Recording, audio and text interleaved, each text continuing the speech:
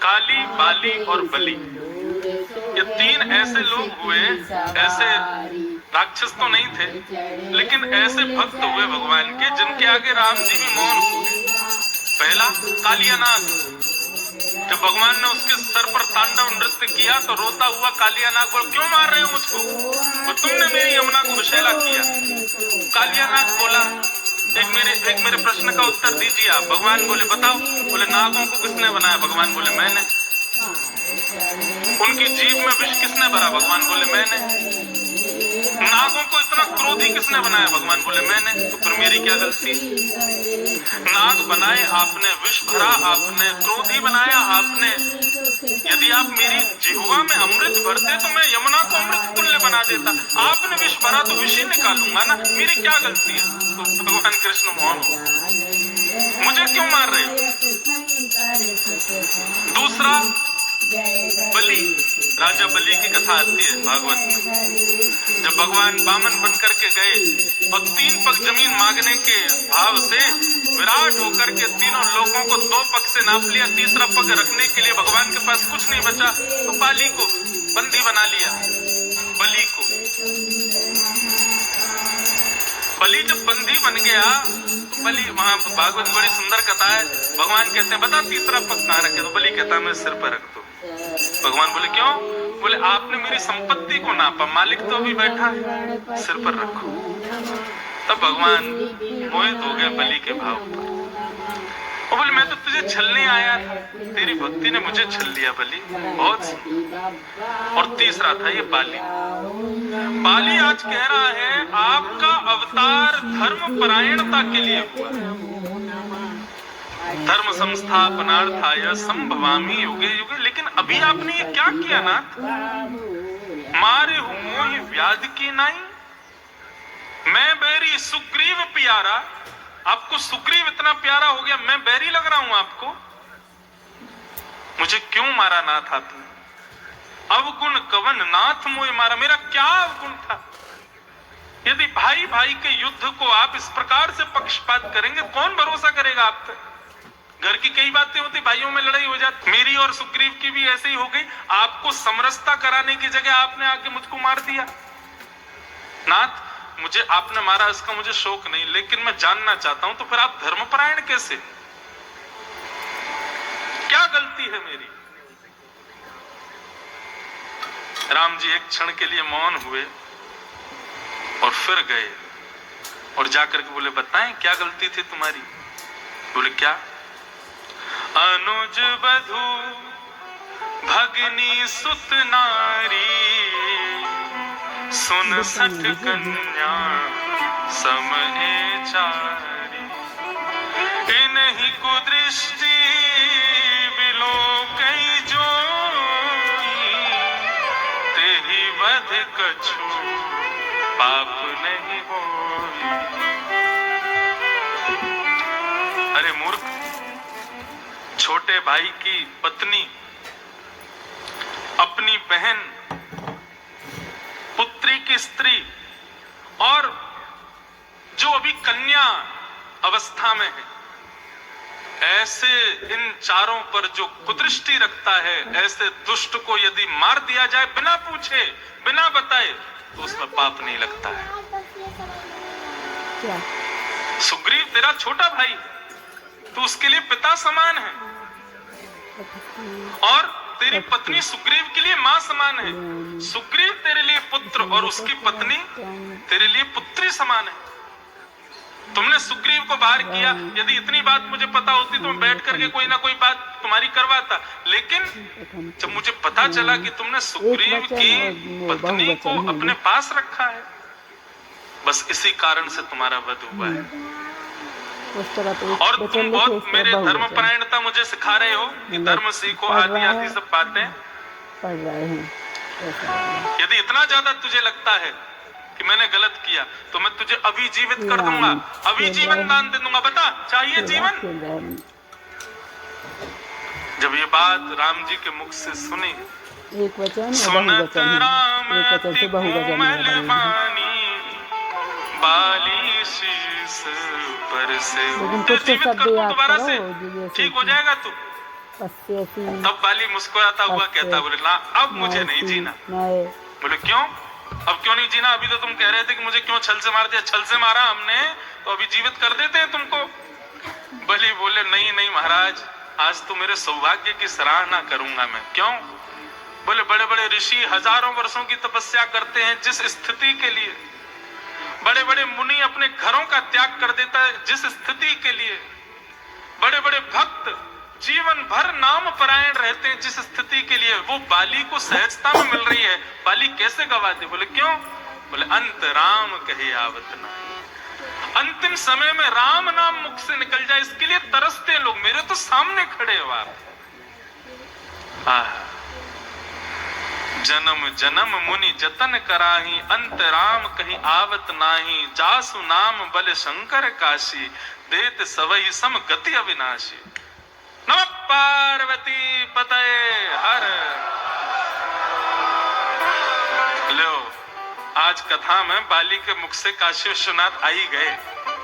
बोले कि भैया जिन राम का नाम लेने से परम गति मिलती है और जिन राम का नाम कान में फूंक करके काशी की गलियों में महादेव तारक मंत्र सुना करके उनको तार देते हैं, वो राम का नाम सुनने के लिए लोग मरघटा वहां मणिकर्णिका घाट पर जाते हैं अपना संस्कार कराने। मेरे तो सामने वो साक्षात राम खड़े हैं।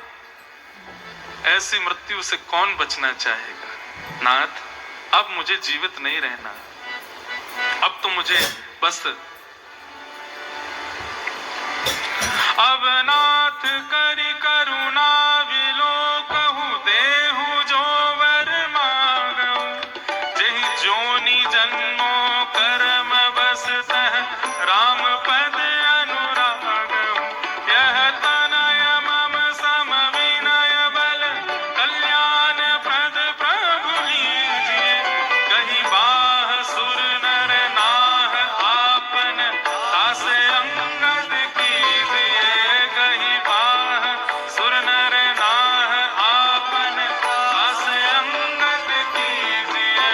कहीं बाह सुर नर नाह आपन, तासे अंगद कीजिए। बलि की बुद्धि सुधर गई बाली की, और बाली बोला भैया इतना बढ़िया मेरे को संयोग मिला है। हा? पीतांबरी कसी हो, मुखड़े पे कुछ हंसी हो। छवि मन में ये बसी हो, जब प्राण तन से निकले। श्री गंगा जी का तट हो, यमुना का वंशीवट हो। मेरा सांवरा निकट हो, जब प्राण तन से निकले।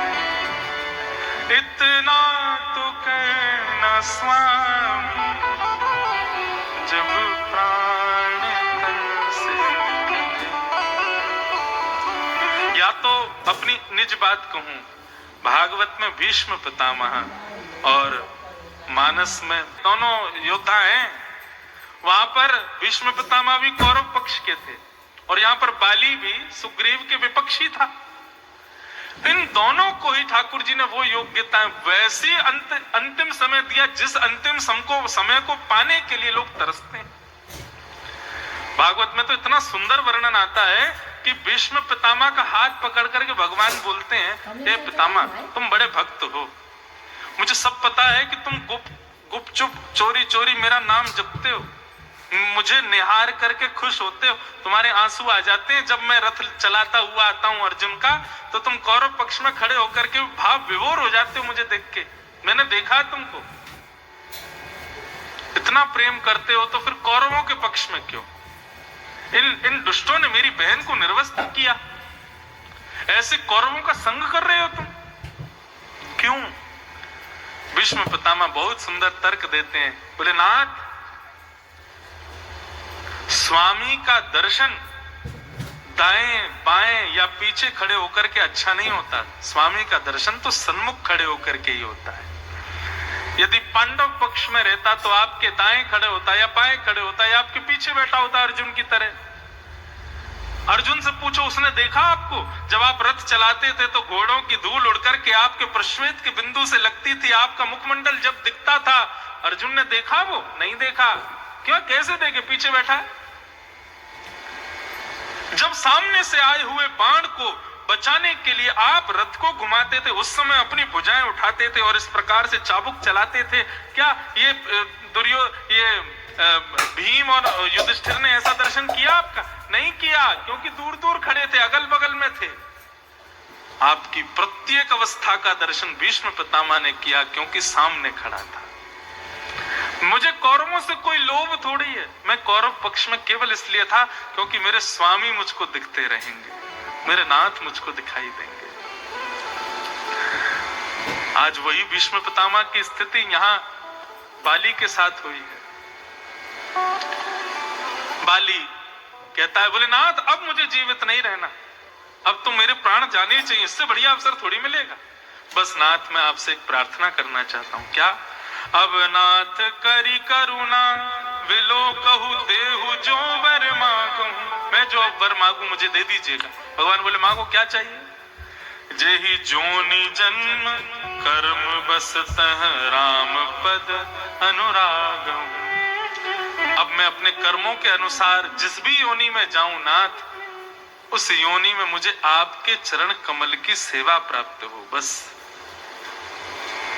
चरण कमल की सेवा दीजे, कैसे मोहे अपनों कर लीजे।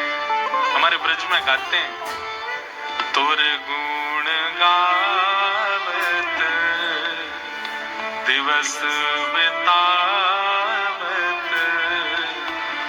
द्रग बरसावत,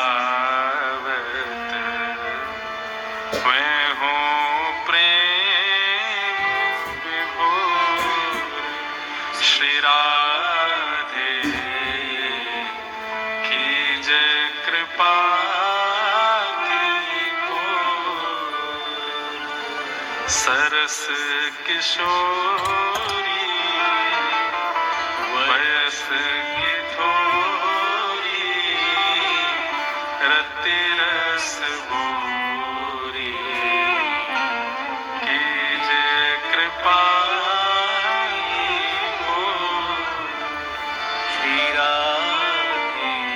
आज बाली की मनोकामना सुन के बड़ा हृदय प्रसन्न हो रहा है।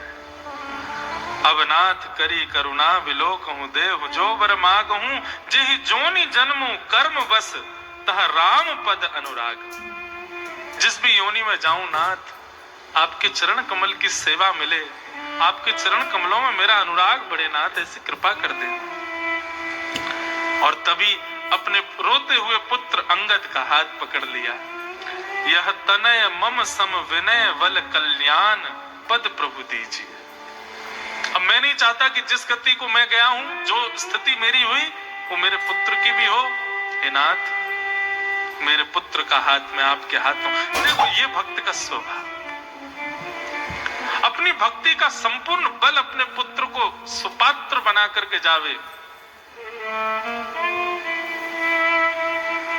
ठाकुर जी के चरणों में अपने पुत्र का हाथ रख दिया। बोले नाथ, ये मेरे समान बलवान है, बुद्धिमान है, लेकिन बुद्धिमान बलवान होने से कुछ नहीं होगा यदि रामचरण अनुराग नहीं है। मैंने देख लिया, इसलिए मेरा पुत्र मेरे समान है, लेकिन इसको मैं आपको देख के जाता हूं, ताकि इसका बल और बुद्धि किसी काम आ सके। गहिवाह सुर नर नार आपन दास अंगद कीजिए। अब इसका आप अपना दास कर लीजिए नाथ, क्योंकि मैं जानता हूं ये मेरे समान बलवान है, और मैं अपने बल की स्थिति आज देख रहा हूं ना, मैंने क्या किया।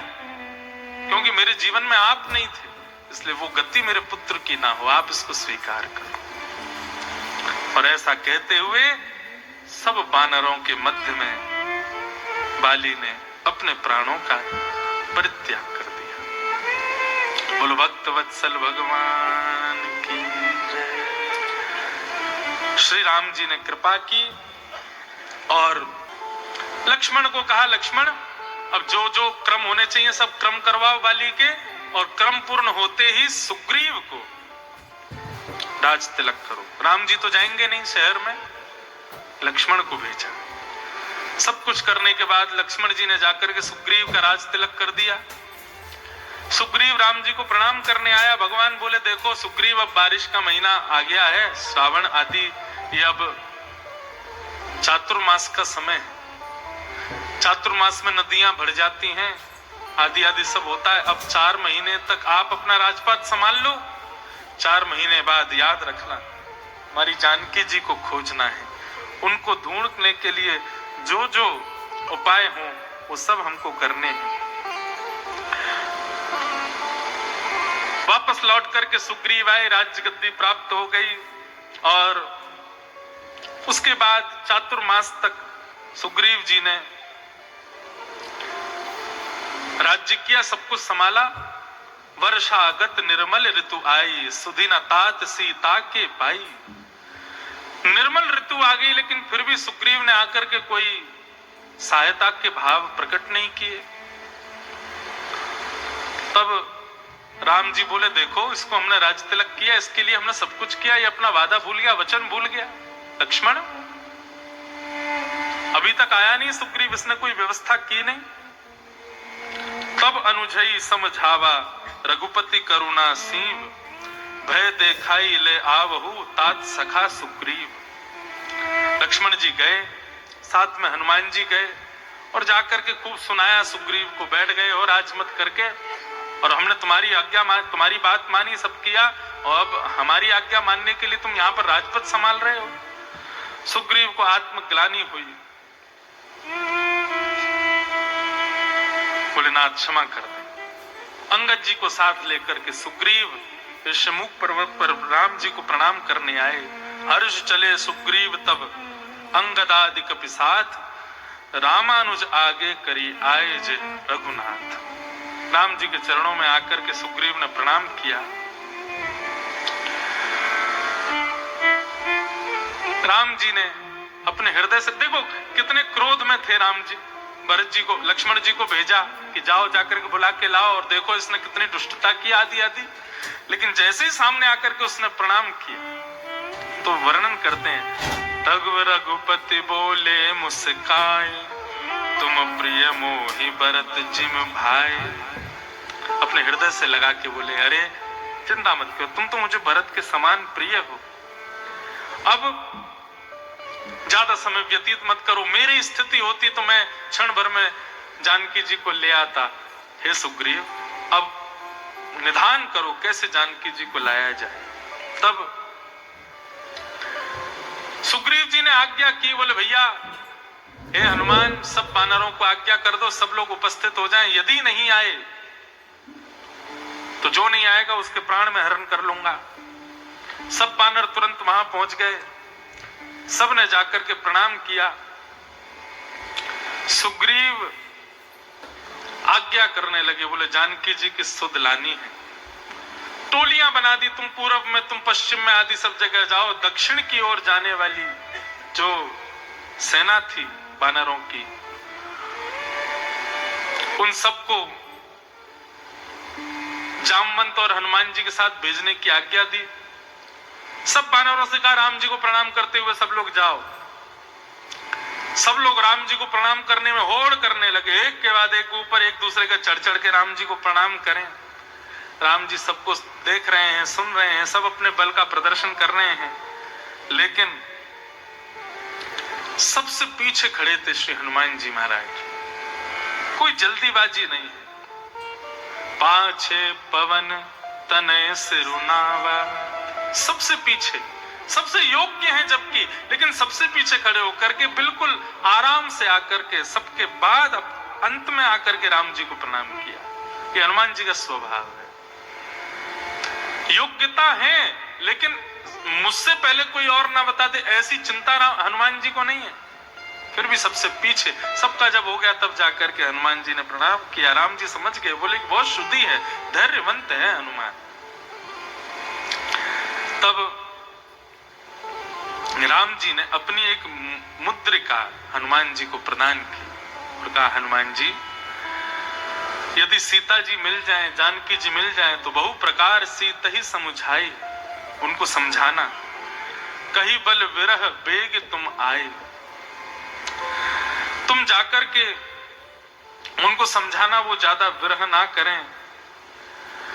हनुमान जी प्रसन्न हो गए कि राम जी ने मुझको इसके अधिकार में समझा। हनुमत जन्म सफल करी माना, चले हृदय धरी कृपा निधाना। राम जी की उस मंगल छवि को हृदय में धारण करके अपने जन्म का सर्वोत्कृष्ट फल ये जान करके कि मैं राम जी के किस काम आ सकूं, हनुमान जी निकल पड़े। गुरु के वचन के प्रति इतनी तत्परता, इतनी योग्यता। गुरु के वचन अटल कर मानो, साधु समागम कीजे। सूरदास जी कहते हैं अपने स्वामी के वचनों के प्रति इतने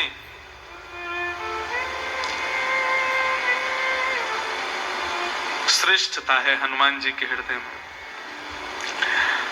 निकल पड़े सब वानरों के साथ में।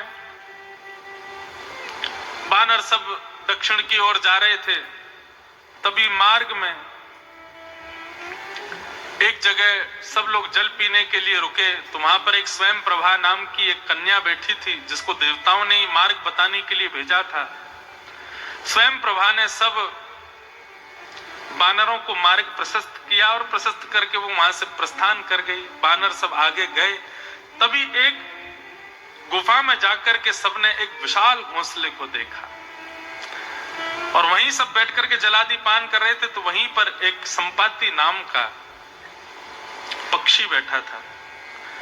उसने जब इन सब वानरों को देखा तो वानरों को देख करके उसके मन में भाव उत्पन्न हुआ, बोले वाह, इतने दिन से भूख लगी थी, भोजन मिल नहीं रहा था, आज देखो भगवान ने मेरी बात सुन ली, कितना सारा भोजन भेजा है, अब इन सब वानरों को खा करके मैं अपनी भूख बुझाऊंगा। अंगद जी उसकी बात सुनकर के कहने लगे, हे राम, हम राम जी के काम करने के लिए निकले थे, अभी तक सीता जी की सुध तो मिली नहीं और यहाँ ये बैठा ये पक्षी हमको खा जाएगा, अब क्या करें। अरे भैया, इससे बढ़िया तो वो एक और गीतराज मिले थे, जटायु, जिन्होंने सीता जी की सुध के लिए अपने प्राणों का परित्याग कर दिया, सीता जी की रक्षार्थ ऐसे अपने जीवन का परित्याग कर दिया। देखो वही गिद्ध है ये भी। अंगद जी सब वानरों को बता रहे हैं, लेकिन ये हमको खाना चाहता है। वो गिद्ध कितना बढ़िया था, उसने प्राण त्याग दिया। संपाति को जब पता चला कि क्या कहा तुमने, जटायु जीवित नहीं है, बोले हाँ, जटायु जी के प्राण हरण कर लिए रावण ने। सीता जी की सुध ले रहे थे, सीता जी की रक्षा कर रहे थे, तो रावण ने उनके पंख काट दिए, उनकी हत्या कर दी। अरे वो तो कितने सौभाग्यशाली, एकमात्र वे ही हैं जिनकी राम जी ने अपने हाथों से संस्कार किया। ये सुनकर के संपाति बहुत रोया। संपाति मन में विचार करने लगा और सब अपनी पूर्व कथाएं बताने लगा। हम दोनों भाई थे, एक दिन होड़ लगी, सूर्य के पास कौन पहले पहुंचे। तपन को जान करके बुद्धिमान था मेरा भाई जटायु, लौट गया, लेकिन मैं अपने बल का अभिमानी, सूर्य के जितना समीप गया मेरे पंख जल गए।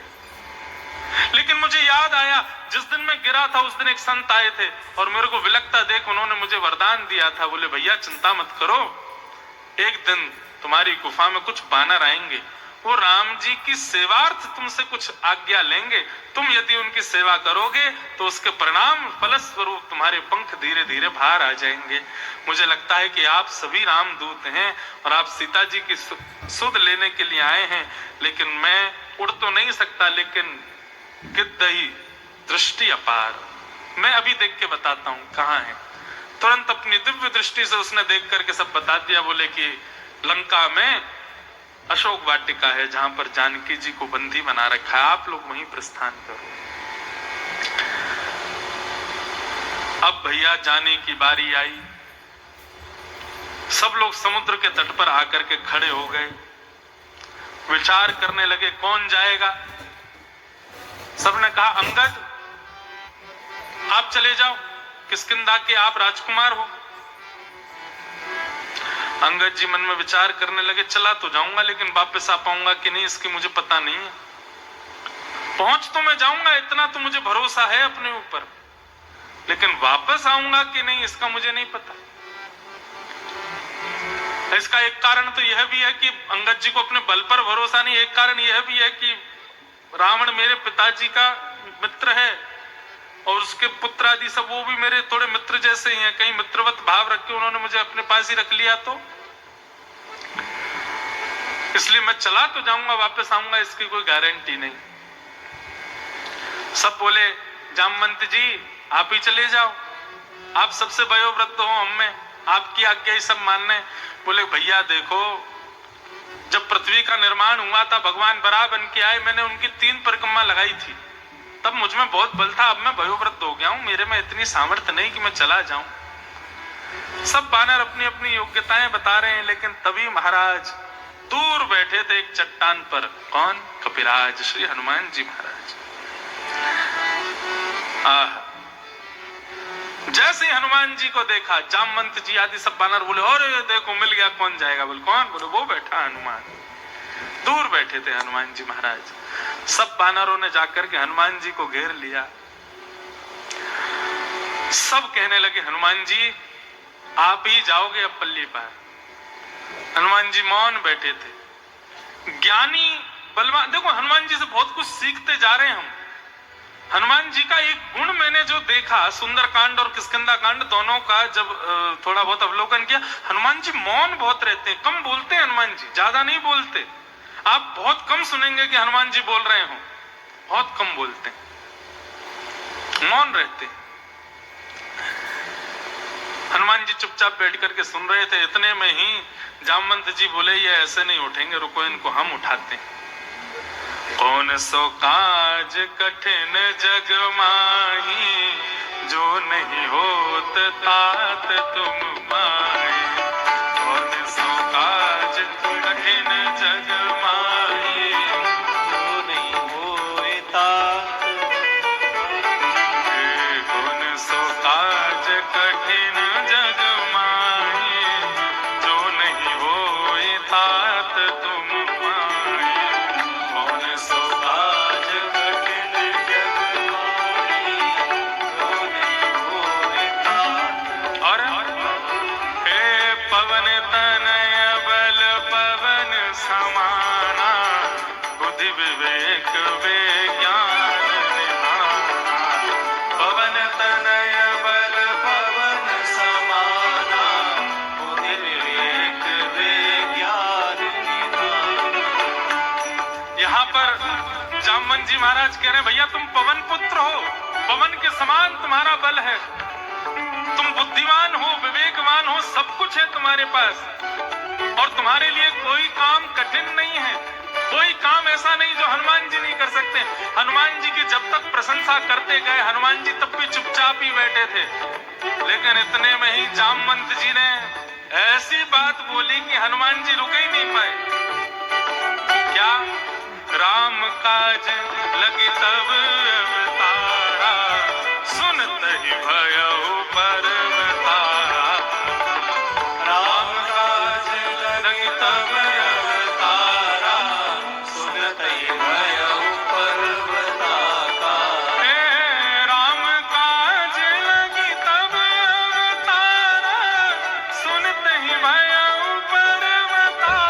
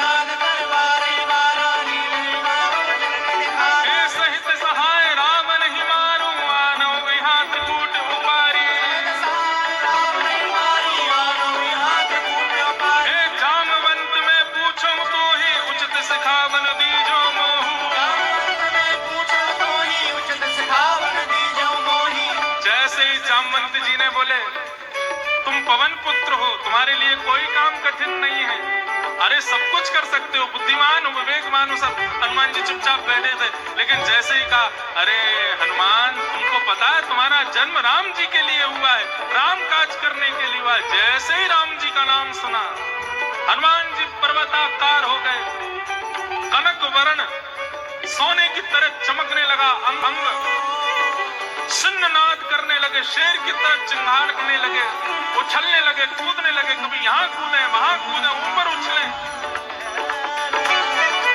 सब वानर देख करके कांपने लगे, बोले ये क्या हुआ?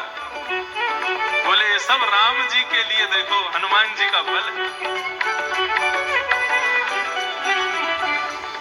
ऐसा बल प्रकट हुआ महाराज। अब तो हनुमान जी महाराज कहे, जामवंत जी मुझे जल्दी बताओ क्या करना है, मैं जाकर के रावण को मार दूं, उसको बीच से अलग कर दूं, त्रिकूट पर्वत को पृथ्वी में धसा दूं, क्या करना है मुझे बताओ। अरे ये समुद्र मेरे सामने क्या है, अभी लांग करके पहुंच जाऊंगा मैं। जामवंत जी बोले बस यही तो चाह रहे थे। जय जय जय हनुमान गोसाई, कृपा करो गुरुदेव की नाई। जय जय जय हनुमान गोसाई, कृपा करो गुरुदेव की नाई। राम द्वारे तुम रखवारे, होत न आज्ञा बिनु पैसारे। राम द्वारे तुम रखवारे, होत न आज्ञा बिनु पैसारे। जय जय जय हनुमान गोसाई, कृपा करहु गुरुदेव की नाई। जय जय जय हनुमान गोसाई, कृपा करहु गुरुदेव। बोला अंत बलवंत श्री हनुमान जी महाराज की जय। मुझे भी पसीने से आगे लगी, हनुमान जी मुंह में ही आ गए हों। हैं? सिंहनाद करी बारही बारा, लील नहीं नागौ जल्दी खारा। जैसे ही कहा कि राम जी के कार्य के लिए आपका अवतार हुआ है, तुरंत हनुमान जी के सब बल बुद्धि विवेक सब प्रकट हो गए। ये दासत्व है। कोई आपके बल के बुद्धि के स्वरूप की प्रशंसा आपको प्रसन्न करने के लिए करे तो दास का स्वभाव सदैव दीनता में रहे। लेकिन आपके स्वामित्व के, आपके भगवान के कार्य की सिद्धि के लिए कोई आपके बल बुद्धि विवेक की प्रशंसा करे तो उसको स्वीकार करो। अब हमारा कंठ है, थोड़ा गा लेते हैं। कई लोग कहते हैं फिल्मी गाना गा के सुनाओ, है कई बार एकांत में मिल जाते हैं, तो मैं जानबूझ के ही खराब गाता हूं ताकि दोबारा गब्बावे नहीं। लेकिन कोई कहे ठाकुर जी का कोई कीर्तन सुना दो, तब तो आंख बंद करके ले भाई भाव से सुनो। यही स्वभाव हनुमान जी से हमें सीखना है। अपनी योग्यताओं का प्रदर्शन अपने श्रेष्ठता के लिए नहीं किया। राम जी का भाव सुनते ही महाराज जामवंत जी से पूछने लगे, है जामवंत जल्दी बताओ क्या करना है मुझको, बताओ। वो त्रिकूट पर्वत को रसातल में धसाया हूं, रावण को मार आऊं, उसके सारे लोगों को खत्म कर आऊं। कहा तो बोले ही नहीं रहे थे, अब तो सब नष्ट करने। अगर हनुमान जी अपनी पे आ जाते, लंका केवल जला के आए थे, हनुमान जी अपने पे आ जाते तो एक अंगूठे से केवल त्रिकूट पर्वत के मुख्य शिखर को जाकर के स्पर्श मात्र कर देते, रसातल में चला जाता वो। इतने बलवान हैं श्री हनुमान जी महाराज।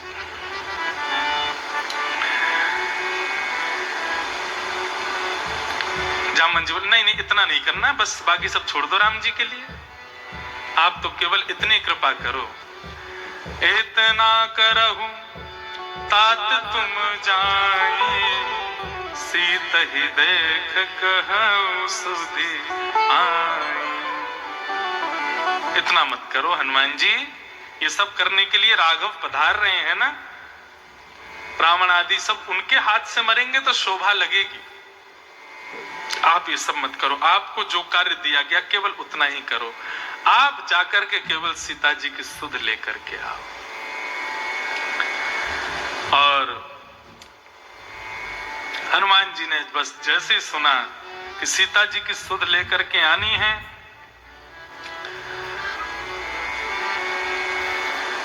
तुरंत एक पर्वत के ऊपर जाकर के हनुमान जी खड़े हो गए और पर्वत के ऊपर खड़े होकर के जैसे ही राम जी को स्मरण करते हुए समुद्र देव को लांघने के लिए वेग भर करके जैसे ही उछले हैं आकाश में, जिस पर्वत पर हनुमान जी खड़े हुए थे वो रसातल में चला गया, पृथ्वी के भीतर। वो सहन नहीं कर पाया हनुमान जी के वेग को।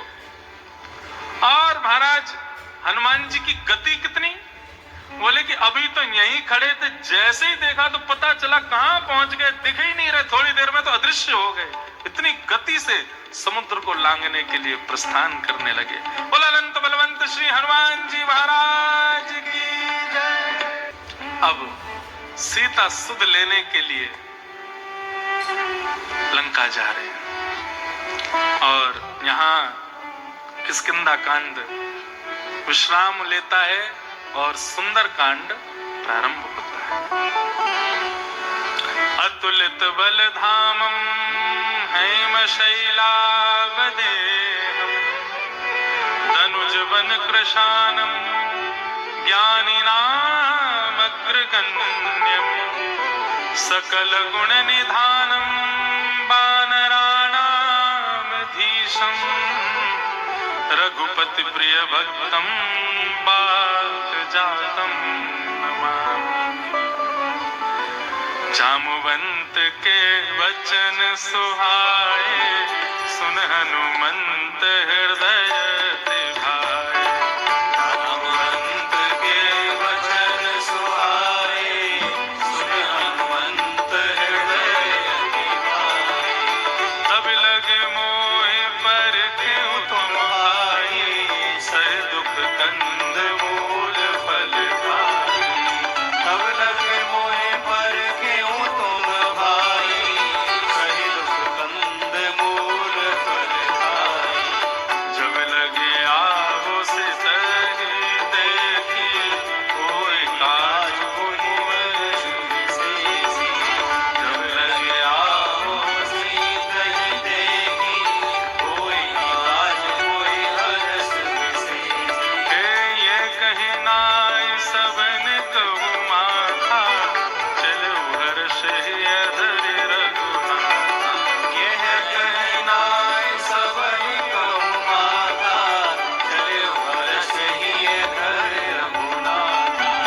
सिंधु तीर एक भूधर सुंदर कौतुक कूद चढ़ो ऊपर।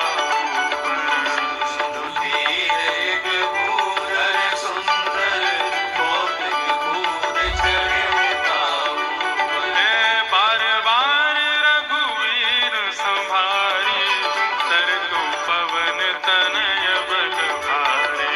बार बार रघुवीर संभारी तरतु पवन तनय बल भारे। जय गिरि चरण दे हनुमंता चले उसका पाताल तुरंता। गिरि चरण दे हनुमंता चले उसका पाताल। जिमिया मोग रघुपति करवाना जिमिया मोग रघुपति करवाना। एहि भांति चलेउ हनुमाना एहि भांति चलेउ हनुमाना। एहि भांति चलेउ हनुमाना एहि भांति चलेउ हनुमाना। जल निधि रघुपति दूत विचारी जल निधि रघुपति दूत विचारी। ते मैं नाग हूँ श्रमहारी मैं नाग हूँ श्रमहारी। श्री राम जय राम जय जय राम। श्री राम जय राम जय जय राम। श्री राम जय राम जय जय राम। राम जय राम जय जय राम। श्री राम जय राम जय जय राम। श्री राम जय राम जय जय राम। श्री राम जय राम जय जय राम। श्री राम जय राम जय जय। बोल अनंत बलवंत श्री हनुमान जी महाराज की जय। हनुमान जी महाराज जामवंत जी के वचन सुन करके दौड़ने लगे। उड़ करके जाने लगे लंका की ओर। चल रहे हैं मानो अपने आप को राम जी का कोई बाण समझ रहे हो कि राघव ने ही मुझे तीर पर संधान करके प्रत्यंचा चढ़ा करके छोड़ा है। द्रुत गति से जा रहे हैं सीता सुध लेने के लिए, तभी मैनाक नाम का पर्वत हनुमान जी के इस रघुवर प्रेम को देख करके प्रकट हो गया कि हनुमान जी आप थक गए होंगे, थोड़ी देर में विश्राम कर लो, आ जाओ। बोले भैया राम काज कीने बिनु मोह कहां विश्राम, राम जी के काज किए बिना मोह विश्राम कैसा। राम जी का कार्य पूर्ण हो जाए फिर हम आकर के खूब सोएंगे आपके ऊपर, लेकिन अभी हमको जाने दो। इस प्रकार मैनाक पर्वत आया, उस पर भी नहीं रुके। सुरसा नाम की एक राक्षसी आई, आकर के हनुमान जी से कहने लगी हम बहुत भूखी हैं, तुम कोई खाएंगी। हनुमान जी बोले मैया अब ही मत खाओ, अभी पहले राम जी के काम करे आए फिर खा लियो। तो नहीं हम तो अभी खाएंगे। बोले हम वचन दे रहे हैं सीता जी की सुध लेकर के राम जी को दे देंगे, उसके बाद हम खुद आ जाएंगे कि लो हमको खा लो, लेकिन अभी हमको पहले राम जी का काम पूर्ण करने दो। लेकिन नहीं मानी, नहीं पहले तो खाऊंगी आपको। मुंह खोल लिया, जितना बड़ा मुंह खोला हनुमान जी उससे बड़े हो गए, और बड़ा मुंह खोला और बड़े हो गए। जहां सुरक्षा ने ऐसा मुख खोला कि आधा मुंह समुद्र के भीतर, आधा मुंह आकाश के ऊपर, हनुमान जी भी उतने बड़े हो गए। अंत में सुरसा ने जब उससे भी ऊंचा मुख खोला तो हनुमान जी एक छोटे से बन गए और उसके मुख में घूम घाम के आ गए। बाहर आकर के बोले देखो अब हमने आपका वचन निभा दिया, आपने कहा था खाना है पेट के अंदर लेना है, हम अंदर तक घूम घाम के आ गए, अब हमने अपना काम पूर्ण कर दिया, अब हमको जाने दो। सुरसा ने हाथ जोड़ लिए, बोले मुझे देवताओं ने भेजा था आपकी परीक्षा के लिए नाथ, आप पास हो गए हो बिल्कुल, अब आप प्रस्थान करो। हनुमान जी की बुद्धि, विवेक, बल तीनों एक साथ समत्व भाव से। आपको एक बात बतानी है, जो हनुमान जी के गुण है ना, यदि आज के मानव में ये सारे गुण आ जाएं तो एक साथ ये टिक नहीं पाएंगे। कब तक नहीं टिक पाएंगे? जब तक राम भक्ति सूत्र में ये तीनों ना पिरोए हो। सारे गुण जो भी हनुमान जी के हैं वो यदि राम भक्ति सूत्र में नहीं होंगे तो ये डिसबैलेंस कर देंगे उस व्यक्ति को। कोई व्यक्ति बलवान भी हो, बुद्धिमान भी हो, रूपवान भी हो, हर चीज में आगे हो, लेकिन राम भक्ति उसके भीतर ना हो तो वो वस्तु उसको उसके पूरे जीवन को तहस नहस कर देगी। लेकिन हनुमान जी के संपूर्ण रक्षक बनकर के ये सारे बल उनका रक्षण कर रहे हैं। क्यों? क्योंकि राम भक्ति हृदय में विद्यमान है, उसके आगे वो किसी को योग्य नहीं मानते। हनुमान जी, एक कथा आती है, श्री हनुमान जी महाराज एक बार जब राम जी का राज्याभिषेक आदि हो गया तो कभी कभी हनुमान जी को याद आती है संपूर्ण लीला की, तो किष्किंधा चले जाते हैं, राम सेतु पर जाकर के थोड़ी देर बैठते हैं, स्मरण करते हैं कैसे हमने ये पूरी शिला बनाई, किस प्रकार हम सब कर रहे थे, राम जी ऐसे चल रहे थे, यहाँ पे राम जी ने मेरे ऊपर हाथ रखा, यहाँ पे मुझे देख के मुस्कुराए थे। सब राम स्मरण करने के लिए हनुमान जी घूमते रहते थे। हनुमान जी के दो ही तो काम है, जहां भी कथा हो रही हो वहां जाकर के कथा सुनना, और बाकी के खाली समय में राम जी की जहां जहां लीला हुई वहां जाकर के उसका अनुसंधान करना, उसका स्मरण करना। तो एक दिन राम सेतु के ऊपर हनुमान जी बैठे थे और समुद्र का दर्शन कर रहे थे और स्मृति कर रहे थे कि कैसा है सब, कितना सुंदर लग रहा है। इतने में ही शनि देव आ गए हनुमान जी के पास। हनुमान जी से बोले जय हो, कैसे हैं हनुमान जी? हनुमान जी बोले आइए आइए, सूर्य पुत्र पधारे हैं, हमारे गुरु भाई आए, आपको प्रणाम। कैसे आगमन हुआ? बोले आपकी कुंडली के अनुसार आपके ऊपर आना है हमको 7.5 साल के लिए। हनुमान जी बोले कहाँ आना है? बोले आपके ऊपर आना है, हम शनि हैं, 7.5 साल के लिए आते हैं, जिसके ऊपर भी आते हैं, तो आपकी कुंडली के अनुसार अभी आप पे आने का समय है हमारा। हनुमान जी बोले सिर पे तो आना मत। क्यों? बोले सिर पे तो केवल राम जानकी के चरण बैठे हैं, वहां मैं किसी और को आने देता नहीं हूं। हृदय में जगह है नहीं, दुनिया जानती है कि वहां पर भी राम जानकी बैठे हैं। चरण में तुम रह नहीं पाओगे, तुमने आने का प्रयास किया और मैं खड़ा हो गया तो तुम वैसे ही मर जाओगे। शनि बोला तो फिर कोई जगह है तुम्हारे पास? बोला हाँ, पूंछ बची है, इस पर बैठ जाओ, पूंछ पर विराजमान हो जाओ। और राम जी, हनुमान जी तो पूरे दिन घूमते हैं, इधर से उधर डोलते रहते हैं, उनको कहां सुध। शनि की 7.5 आई है हनुमान जी के ऊपर। हनुमान जी महाराज तुरंत उड़ करके गए गुरुदेव को प्रणाम करने, सूर्य देव के पास पहुंचे, तुरंत प्रणाम किया। प्रणाम करके उनका मन हुआ चलो किष्किंधा चल रहे, तुरंत सूर्य से नीचे कूद गए, किष्किंधा पहुंच गए। उसके बाद मन हुआ नहीं नहीं राम सेतु पर चल रहे, थोड़ा दौड़ भाग करके आएंगे। राम सेतु पर पहुंच गए, कूद कूद के इधर कूदे, वहां जामे, यहाँ पर्वत पे, वहां पर्वत पे, कभी जल में, कभी आकाश में, कभी हिमालय पे, कभी दक्षिण में। सर्द गर्म भी नहीं हो रही है उनको, कभी बर्फ में पहुंच जाए, कभी भयंकर गर्मी स्थानों में पहुंच जाए, कभी अयोध्या, कभी वृंदावन, कभी कहीं, सब जगह डोल रहे हैं और पूंछ टकरा रही है जहां जा रहे हैं वहीं पे। कभी पर्वतों में, कभी जल में, कभी बर्फ में, कभी अग्नि में, कभी कहीं। 7 साल तो बहुत दूर की बात, 7 ही दिन हुए थे। हनुमान जी थोड़ा बोले अब थोड़ा भजन कर लें, घूम बहुत लिए। एक जगह आकर के जैसे चुपचाप बैठे, सब पूंछ पे से शनि महाराज उतरे, चरणों में गिर गए। यहाँ से गुमड़े फूले आए थे, जगह जगह घाव हो गए थे शनि देव को, आंखें सूज गई थी, गला बिल्कुल सूख गया, जीभ बाहर निकल आई।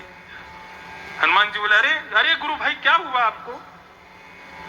बोले नहीं आना मुझे आपके ऊपर, 7 साल में 7 दिन में खत्म करता हूं। बोले क्योंकि शनि, अब बात तो सुनो पूरी। शनि बोले भैया राम भक्त पर शनि नहीं आता है। क्यों? बोले राम भक्त पर यदि शनि आया तो शनि के ऊपर हनुमान जी आ जाते हैं। बोले भैया हनुमान जी आप आ जाओगे नहीं तो हमारे ऊपर। हनुमान जी बोले भैया देखो अब चिंता मत करो, हम रुको, आपको औषधि देते हैं। राम नाम फूंक करके सरसों का तेल दे दिया। तब से आज तक शनि भगवान को तेल ही चढ़ाया जा रहा है ताकि बेचारे अपने सब जितने उनको चोट वोट लगी सब उनकी ठीक ठाक हो जाए। और एक बात और कही, बोले शनि महाराज वचन दे के जाओ। बोले क्या? आज के बाद राम नाम उच्चारण करने वाले के ऊपर नहीं जाओगे। तब से नियम बना लिया शनि ने भी। देखो शनि बुरा नहीं है, 7.5 वर्ष के लिए शनि आता है, उस समय आपके कर्म जैसे होंगे शनि वैसा फल देता है। शनि बुरा नहीं है। यदि शनि आपके ऊपर है 7.5 वर्ष के लिए और उस समय आप राम स्मरण में, राम कथा में, भगवत नाम उच्चारण में अपना जीवन व्यतीत कर रहे हो, तो ऐसा भी हो सकता है कि शनि 7.5 साल में राम जी से मिलवाई दे। शनि तो जैसे कर्म करोगे उसमें ही आपको योग्यताएं देगा। लेकिन हनुमान जी ने कहा कि हमारे राम जी के भक्तों को कोई परेशान मत करना। ऐसे श्री हनुमान जी महाराज बल बुद्धि विवेक सबके ज्ञानी हैं, लेकिन उसके बाद भी कभी अहंकार नहीं करते। मैंने इसी बात से कथा का प्रारंभ किया। श्री हनुमान जी कौन? जो अपने मान का हनन करे वो हनुमान। और हनुमान की शरण हम क्यों ग्रहण कर रहे हैं? ताकि हम भी मान रहित हो जाएं। मान रहित हो गए तो राम जी ये नहीं देखेंगे तुम्हारा रूप कैसा है, गुण कैसा है, तुम्हारा परिवार कैसा है, जाति कैसी है, जैसे भी हो सब स्वीकार है। इसलिए हनुमान जी से ये गुण सीखो। राम काज कीने बिनु मोह कहाँ विश्राम। हनुमान जी बोले भैया हम बाद में आके आराम करेंगे, अभी हमको राम जी के कार्य से हमको जाने दो। मैनाक से आगे निकले, सुरसा से भी परीक्षा में उसकी में भी पास हो गए। फिर एक आगे गए तो एक और राक्षसी थी समुद्र के भीतर की, उसके ऊपर से कोई भी छाया निकलती थी तो प्राण हरण कर लेती थी। हनुमान जी ने वहां पर भी एक मुष्टिक पार करते हुए उसका भी वध करते हुए आगे निकल गए। जैसे ही लंका पहुंचे,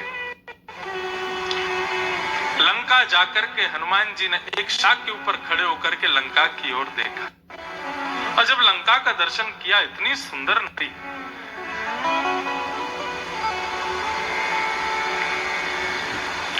कनक कोटि विचित्र मन कृत सुंदरायत नागना चैतन्य हट्ट सुभट्ट भी चारु पूर्वहु विधि बना गजबाज खच्चर निकर पद चर रथ बरोधन को बहु रूप निश्चर दूत अति बल से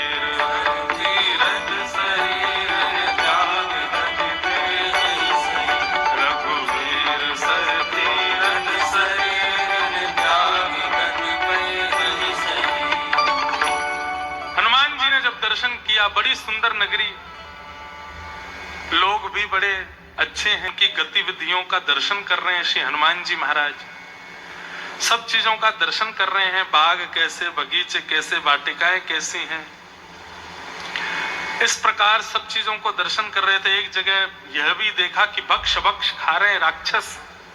तुलसीदास जी कहते हैं कि हनुमान जी की दृष्टि जिन जिन पर पड़ती जा रही है उन सब का एक प्रकार से कल्याण हो रहा है। भक्ष भक्ष जिनको जीवों को भी वो खा रहे थे, वे भी हनुमान जी की दृष्टि से उनका भी कल्याण हो गया। हनुमान जी बोले चिंता मत करो, तुम्हारी मृत्यु का बदला लेंगे अभी हम। ये जो सब तुम लोगों को इस प्रकार से तुम्हारा भक्षण कर रहे हैं, ये सब पूर्ण होगा।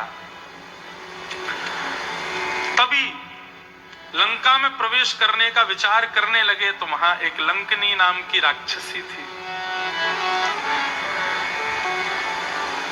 एक बहुत सुंदर बात, रावण को जब से ये बात पता चली, शूर्पणखा ने आके बताया कि मेरे नाक कान दो राजकुमारों ने काट दिए, इस बात से इतनी चिंता नहीं हुई। जब यह बताया कि खरदूषण मार दी उन दोनों ने, तब रावण को रात्रि में नींद नहीं आई। बोले खरदूषण को नारायण ही मार सकते हैं, और हो ना हो ये आर्यों के रूप में दोनों राजकुमार हो सकता नारायण ही। तब रावण ने यह विचार किया कि आर्य किन चीजों का परहेज करते हैं, और उनमें से एक गुण को रावण ने देखा कि आर्य जो हैं स्त्रियों का बहुत सम्मान करते हैं। इसलिए रावण ने जगह जगह पर, अब बताओ कोई अपने नगर की रक्षार्थ स्त्री को आगे रखता है? स्त्री कोमल होती है, सुकोमला है, उसको तो कहीं ऐसे स्थान पर विराजमान किया जाता है जहां पर उसको श्रम ना हो, कष्ट ना हो। इतनी बड़ी लंका नगरी और उसकी रक्षा के लिए राक्षसी खड़ी कर रखी है रावण ने। केवल यही बात नहीं है, हर जगह पर स्त्रियां ही थी जहां कहीं भी राम जी गुजर रहे हैं। क्यों? क्योंकि रावण जानता था ये आर्य है, ये आर्य पुत्र है, और आर्य जो है वो स्त्रियों का बहुत सम्मान करते हैं। हो ना हो उनका स्पर्श नहीं करेंगे, उनका वध नहीं करेंगे, किसी प्रकार उनको कोई अनुचित कृत्य उनके साथ नहीं करेंगे। इसलिए रावण ने अपनी लंका की सुरक्षा के लिए लंकनी को खड़ा कर रखा था। लंकनी बैठी थी, हनुमान जी मन में विचार करने लगे, मच्छर का रूप धारण करके, मच्छर के समान रूप धारण करके अंदर प्रवेश करें। मासक समान रूप कपिधारी, लंक ही चले सुमेर नरहारी। जैसे ही मसक समान, छोटे से मच्छर के समान रूप धारण करके भीतर प्रवेश करने लगे। नाम लंकनी एक निश्चरी, सोह का चले से मोह निंदरी। कहने लगी कहां जा रहे हो भैया, मुझसे बच के जाओगे। इतने छोटे से हनुमान जी बनकर के जाने लगे, फिर भी लंकनी ने उनको पकड़ लिया। कितनी भयानक सिक्योरिटी थी रावण की, एक लंकनी से बच करके नहीं जा पा रहे हैं। यहां पर प्रशासन इतनी सिक्योरिटी कर देता है मंदिर में, तब भी हम छुप छुपा के भीतर ही पहुंच जाते हैं, कहीं ना कहीं से लांग लूंग करके पुलिस वालों से बच के पहुंच ही जाते हैं भीतर। और यहाँ रावण की सिक्योरिटी देखो, रावण हनुमान जी छोटे से मच्छर बन करके भीतर प्रवेश कर रहे हैं, तब भी लंकनी ने उनको पकड़ लिया। कहां जा रहे हो? जैसी लंकनी ने रुका, बोले कि अब यार ये जहां देखो ये रोकने वाले आ जाते हैं, मुझे तो जल्दी सुध लेकर के वापस पहुंचना है। राम जी वहां प्रतीक्षा कर रहे हैं, सारे बानर मेरी प्रतीक्षा कर रहे हैं। हनुमान जी ने तुरंत एक मुष्टिक बनाई, बना करके एक प्रहार किया। एक प्रहार करते ही महाराज गिर पड़ी लंकनी, नाक से खून निकलने लगा।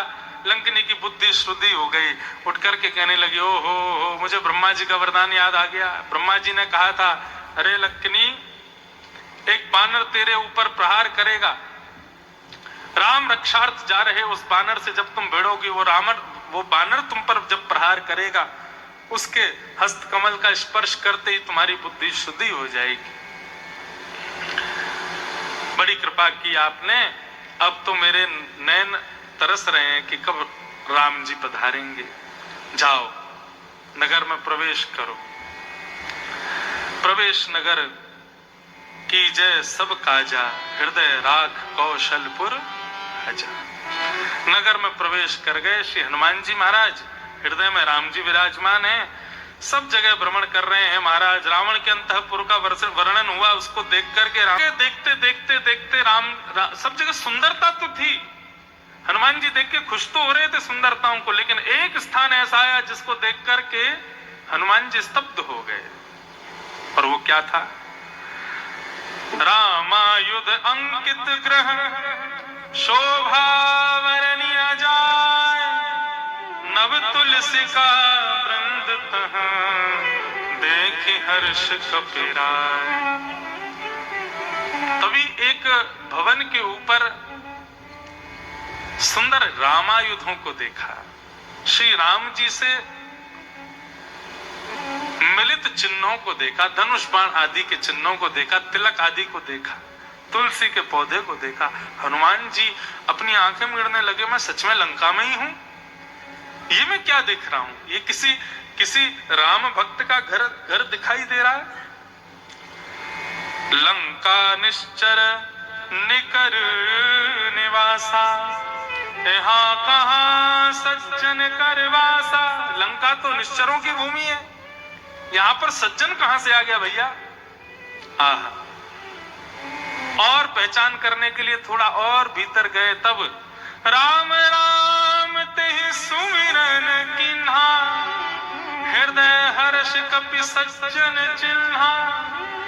जैसे ही राम राम की ध्वनि सुनाई दी, मानो ऐसा लगा हो कि किसी प्यासे को जल मिल गया हो, किसी प्राण निकल रहे के प्राण वापस आ गए हो। हनुमान जी तो मनी मन बड़े हर्षित हो गए, भैया यहाँ कौन राम राम बोल रहा है?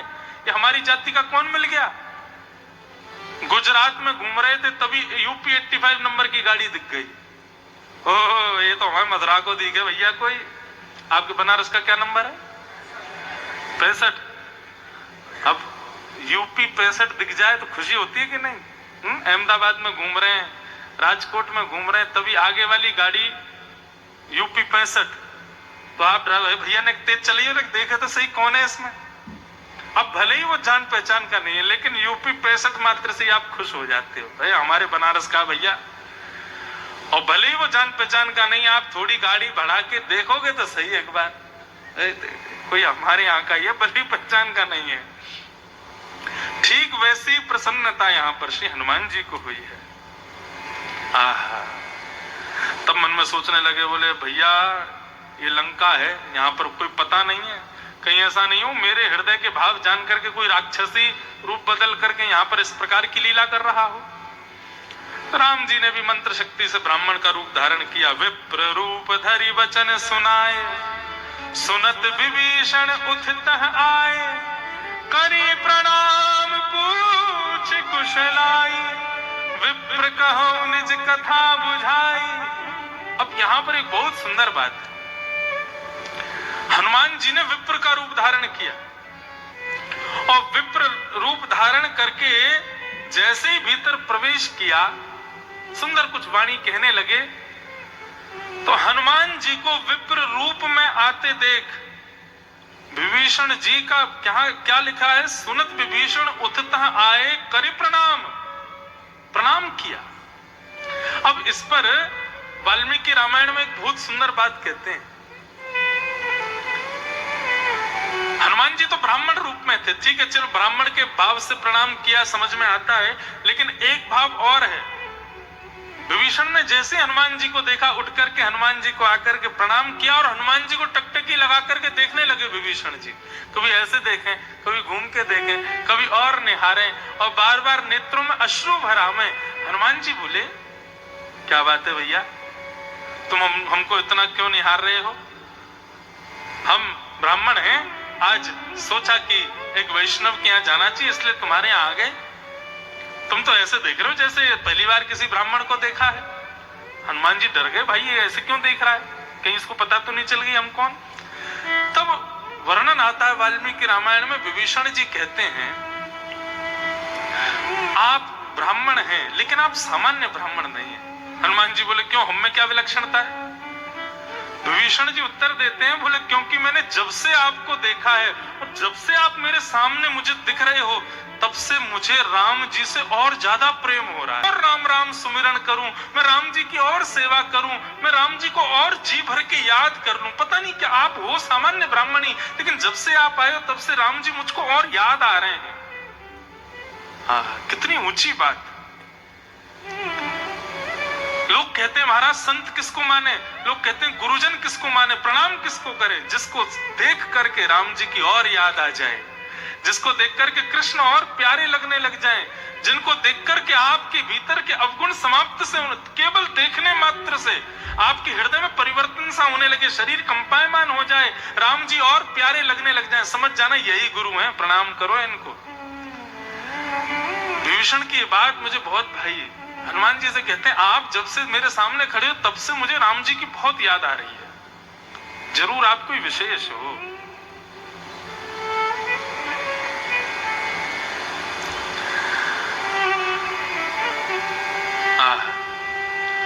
अब विभीषण जी के साथ में हनुमान जी महाराज की भेंट हुई।